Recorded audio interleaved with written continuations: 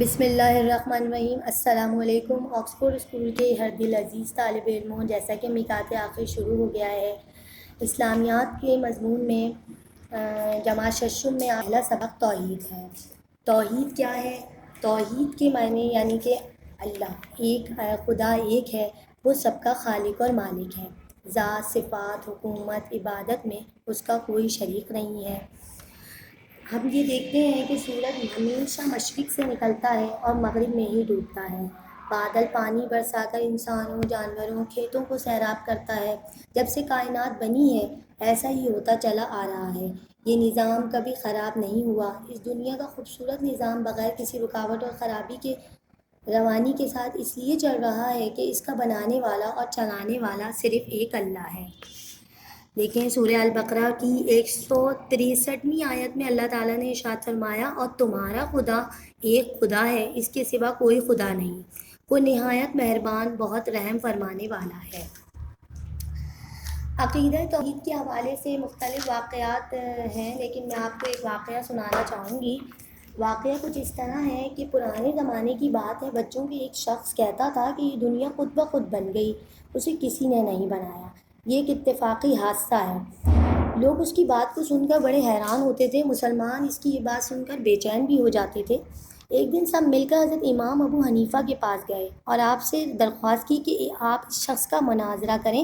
امام ابو حنیفہ راضی ہو گئے۔ مقام اور وقت بھی تعین ہو گیا، لوگ جمع ہونا شروع ہو گئے۔ کافر وقت پر آ کر بیٹھ گئے، لیکن امام اعظم ابو حنیفہ رحمۃ اللہ علیہ مقررہ وقت پر نہیں آئے۔ وہ کافر بار بار کہتا، مسلمانوں میں جیت گیا کوئی کہ تمہارا کوئی عالم نہیں۔ مسلمان بہت پریشان تھے، مگر بہت دیر کے بعد امام اعظم ابو حنیفہ وہاں پہنچ گئے۔ کافر بولا، کیوں جی، کہاں رہ گئے تھے جو اتنی دیر لگا دی؟ امام ابو حنیفہ نے اطمینان سے کہا، میں گھر سے نکلا تو وقت پر ہی نکلا تھا، لیکن راستے میں ایک دریا آتا ہے، میرے پاس کشتی نہیں تھی، میں سوچ ہی رہا تھا کہ دریا کیسے پار کروں۔ اچانک ایک درخت خود بخود کٹ کر گرا، خود بخود اس کی لکڑی سے تختے بننا شروع ہوئے اور خود بخود جڑے اور وہ ایک کشتی بن گئی۔ پھر وہ خود بخود کشتی دریا میں اتر گئی اور میں آرام سے بیٹھ گیا اور کنارے پر بھی پہنچ گئی۔ میں وہاں سے پیدل آ رہا ہوں، بس اس وجہ سے مجھے دیر ہو گئی۔ لوگ حیرت سے منہ کھولے یہ باتیں سن رہے تھے۔ وہ کافر یہ بات سن کر زور زور سے ہنسنے لگے اور بولے، کوئی ایسا کبھی ہوا ہے؟ یہ سب جھوٹ ہے، خود بخود کشتی نہیں بن سکتی۔ امام اعظم ابو حنیفہ رحمۃ اللہ علیہ نے نہایت تأمل سے فرمایا، اے نادان انسان، جب ایک کشتی خود بخود نہیں بن سکتی تو یہ بتا کہ اتنی بڑی دنیا خود بخود کیسے بن سکتی ہے؟ امام اعظم ابو حنیفہ رحمۃ اللہ علیہ کی بات اس کافر کے دل میں اتر گئی، وہ اپنے عقیدے سے توبہ کر کے مسلمان ہو گیا۔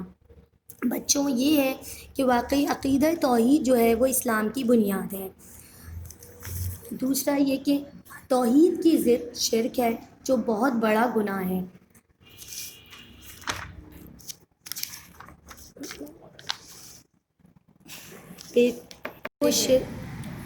توحید کی ضد شرک ہے، جو سب سے بڑا گناہ ہے۔ اللہ تعالیٰ نے سورہ النساء میں ارشاد فرمایا ہے، بے شک جو اللہ کے ساتھ شرک کرے گا اللہ اس کی بخشش نہیں فرمائے گا، اور شرک کے علاوہ جو اور گناہ ہوں گے وہ چاہے گا تو وہ معاف کر دے گا۔ اس سے یہ بات ثابت ہوتی ہے کہ اس کائنات کو بنانے والا ایک اللہ ہے، اس کا کوئی ہمسر یا شریک نہیں ہے۔ اس بات کا زبان سے اقرار کرنا اور دل سے ماننا توحید پر ایمان کہلاتا ہے۔ امید ہے کہ آپ کو توحید کا یہ سبق میں سمجھ میں آ گیا ہوگا۔ اب آپ اس کا کام کاپی میں اتار لیجئے۔ جزاک اللہ۔